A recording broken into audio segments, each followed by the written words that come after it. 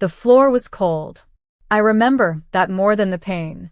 It was the silence after her voice. She's royalty. You're just useful. Then the snap. Then my dad's voice, like static. You should have learned your place. I didn't scream. Not even when the second rib cracked. I didn't cry. Not when I had to crawl past the dining table, where her daughter sat, sipping juice, like I was nothing but background noise. I opened the door with my elbow. The night air punched my lungs. I was dizzy, half-broken, humiliated, and still I whispered, I'm not theirs anymore. My name is Rowan Lee, and if you think you know how this ends, stay tuned, because what happens when a girl raised in servitude remembers she was born with teeth? What happens when you leave a girl for broken, but forget she still remembers everything? I disappeared for a while. No calls, no texts, not even to the few who loved me. Because when the people you call family treat you like furniture, you start redesigning your home from scratch. But while I healed in silence, they celebrated. My stepmom threw a party for her daughter's college acceptance. Dad gave her my grandmother's necklace, the one meant for me. Photos went up online, captions like, proud of our angel. Our girl is going places. Family wins again. They thought they'd buried me in silence. But some people don't die in the dark. They sharpen. And when I returned, I didn't knock. I didn't ask. I walked in with something that made her daughter stop breathing and made my stepmother whisper, is this a joke? No, it wasn't. It was the beginning of the very long end. They thought I'd come back limping, but I stood tall, not because the ribs had healed, but because the fire in me had. I walked into their living room during one of their picture-perfect brunches, the kind where croissants are hand-stacked, and nothing smells like regret.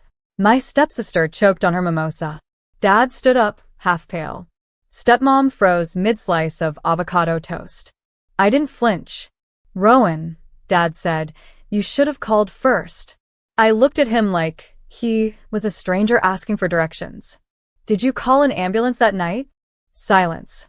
My stepsister reached for her phone. I beat her to it. On the TV behind them, a still image appeared.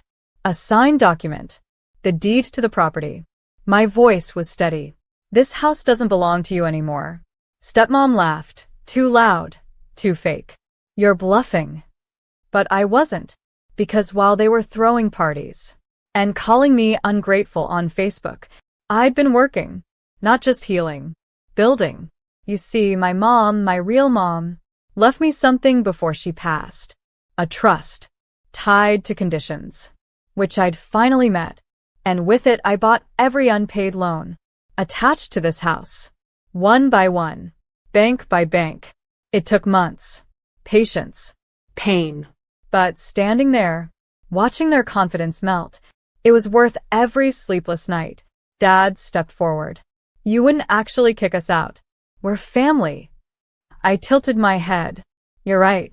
I wouldn't. Relief flickered. But the new management might. Just then, a black car pulled up. Out came a woman in a blazer. Clipboard in hand. Eviction notice. Effective immediately. My stepsister screamed, You can't do this. I turned toward the door, just like I did the night I left. But this time, without crawling. I'm not doing anything, I said. And for once, they were the ones watching me leave.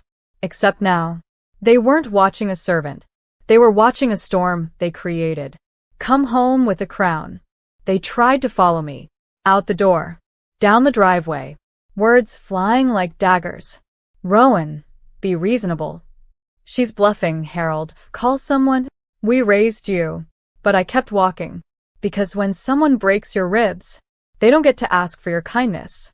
I got into my car, closed the door slowly, and watched them through the windshield. 3 silhouettes shrinking behind glass. I didn't cry. Not like last time. This time, I breathed. And it didn't hurt. You know what hurts more than broken bones? Being told you're not worth the apology. That night, I stayed in a hotel. Nothing fancy. Just quiet. A place where I wasn't someone's servant or burden or just useful. I turned off my phone, let their voicemails rot in silence. The next day, the internet woke up. Because I didn't need to scream. I only needed to post one picture. Taken the night, I crawled out of that house. Bruised, blood on my shirt, eyes swollen. Caption: this is what happens when your family believes pain is tradition. Hashtags did the rest. The story exploded. People started asking questions. People they cared about. Colleagues, neighbors, business partners. Turns out, abuse isn't so easy to explain away when it's printed on screens. My stepmom tried to DM me. I know we made mistakes, but this isn't the way. I replied with a screenshot. The ER report. Her signature. Refusing treatment for me. Let the public chew on that. And oh, they did. Suddenly, she wasn't a proud mom. She was the woman who broke her stepdaughter. Dad stayed silent, which was funny. He always had so much to say when it came to reminding me who I belonged to. Now he was just small. And somewhere in their new reality, the rental apartment they'd scrambled to find, a knock came at the door. It wasn't me. I didn't need to knock. But what was left behind? That would speak for me. The knock came at 7:12 a.m. They hadn't even unpacked the last box. Dad opened the door, bleary-eyed. On the welcome mat, a small, square parcel. No note. No return address. Just my stepmom's name, written in the handwriting she couldn't forget. She stared at it, hands trembling. Inside the box was a velvet pouch. And inside that, the necklace. My grandmother's necklace. The one meant for me. The one they'd given to her daughter. Like I was invisible. But this time, it came with something else. A photo of me, standing in front of the local women's shelter, wearing that same necklace, smiling. A caption printed on the back. This is where the story changed, because while they were busy covering their tracks, I was building a trail. Every doctor's note, every photo, every journal entry from my childhood. I handed it over to someone who cared. A woman named Celeste. She ran the shelter. She'd lived my story. But unlike me, she never forgot her power. She gave me a stage, a room, a mic, and an audience that actually listened. You don't know the people who broke you a damn thing, she said. And for the first time in years, I believed it. My story went viral. News outlets called, podcasts, panels, books. But I never said their names. Not once. I didn't need revenge. I needed release. But fate doesn't forget. Dad lost his job within weeks. My stepmom's real estate license was under review. Turns out, abusers make terrible public figures when the truth walks in the door. And I started receiving letters from girls, women, survivors. They weren't asking for help. They were saying thank you. That's when I realized, sometimes the best revenge is turning your wounds into their warning. A reporter emailed me, said she wanted to do a story, not about them, about me. How does a girl crawl out of hell and still choose to build instead of burn? I almost deleted it, but then I saw her name, Lauren Dent. She was the one who'd covered my mom's wrongful termination case, back when I was 12. The only journalist who stayed after the headlines faded. So I said yes. We met at a cafe near the courthouse. She didn't bring a camera crew, just a notebook and gentleness. And for 2 hours I told her everything. Not the pain, the path. How I learned to speak legal language out of survival. How I bought their debt with my inheritance. How I found power in silence, but healing in the mic. She didn't interrupt. She didn't ask, why didn't you leave sooner? She just listened. When the article dropped, it wasn't a tabloid storm. It was an anthem. She didn't want revenge. She wanted her voice back. They called it one of the most read survivor profiles of the year. And suddenly, women were quoting me on stages, reading my words at marches, tagging my name under stories of resilience. I wasn't a secret anymore. I was a symbol. And you know what symbols do? They haunt the ones who buried them. One night, I got a call. Unknown number. I answered by instinct. It was my dad. "Rowan," he said, voice shaking. "People won't even look me in the eye. What do you want from me?" I let the silence stretch so long, he thought the call dropped. Then I said softly, "I wanted you to be my father." He whispered, "I'm sorry." But I didn't say, "It's okay." Because it wasn't. Because my bones healed. But the little girl who watched her parents call her bruises discipline still existed. So I said something else. "You don't get to speak to me anymore." Click. And the line went dead, just like every excuse he ever made. The next day, I got a package. No return label. No sender's name. Just a battered manila envelope, taped too tightly. Inside, court papers. Filed by them. A cease and desist. They were trying to silence me, again. Claiming defamation, emotional harm, and loss of reputation. I laughed. A dry, bitter kind of laugh that didn't reach my eyes. Because when someone breaks your ribs and reputation in the same house, you don't panic at paperwork. You sharpen your pen. I called my attorney, the same one who once represented battered women pro bono. He didn't even blink. "They just poked the bear," he said. "Let's remind them whose cage they used to rattle." The case never made it past the first hearing. The judge read the file, looked at the photos, the ER statements, the voicemail transcripts.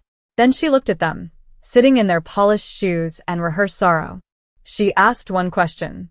"Do you understand the difference between being exposed and being held accountable?" They stammered. And she dismissed the case. With prejudice.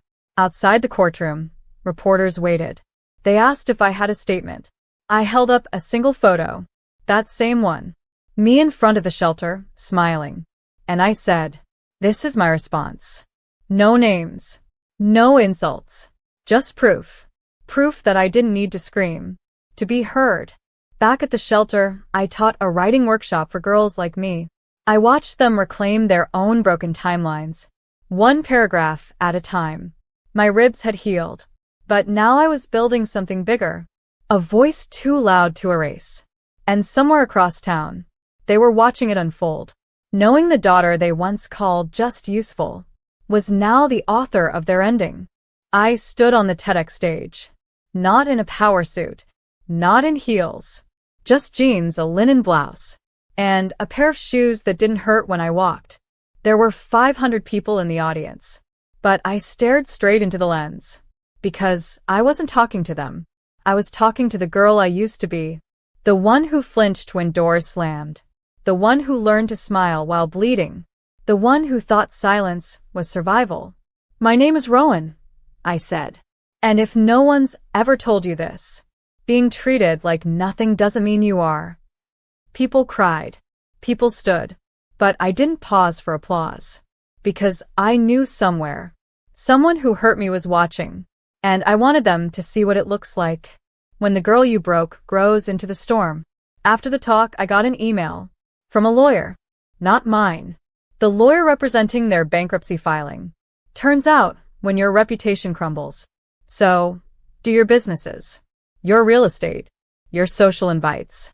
Everything they built by stepping on my back collapsed. They listed my TED Talk in the court file, said it directly affected their income.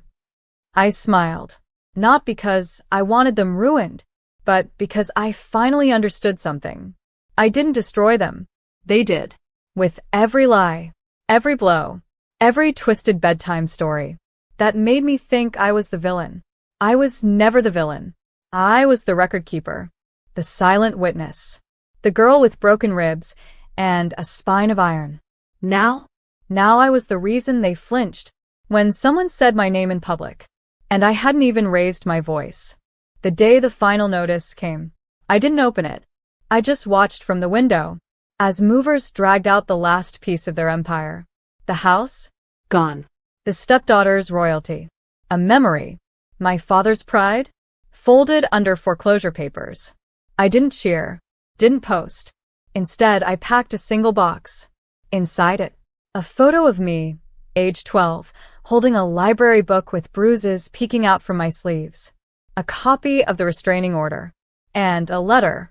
This is what happens when you mistake obedience for weakness. This is what happens when a girl learns that her silence was never protection, only postponement. I mailed it to their new address, a P.O. box, because there's no forwarding address for shame. Later that week, I went back to the shelter, where I now served on the board. A new girl had arrived. Quiet. Eyes dark like old storms. Hands that flinched without reason. She asked me, "Does it ever stop hurting?" I didn't lie. I said, "No, but it becomes fuel." We painted a wall together. Her brush shaky, mine steady.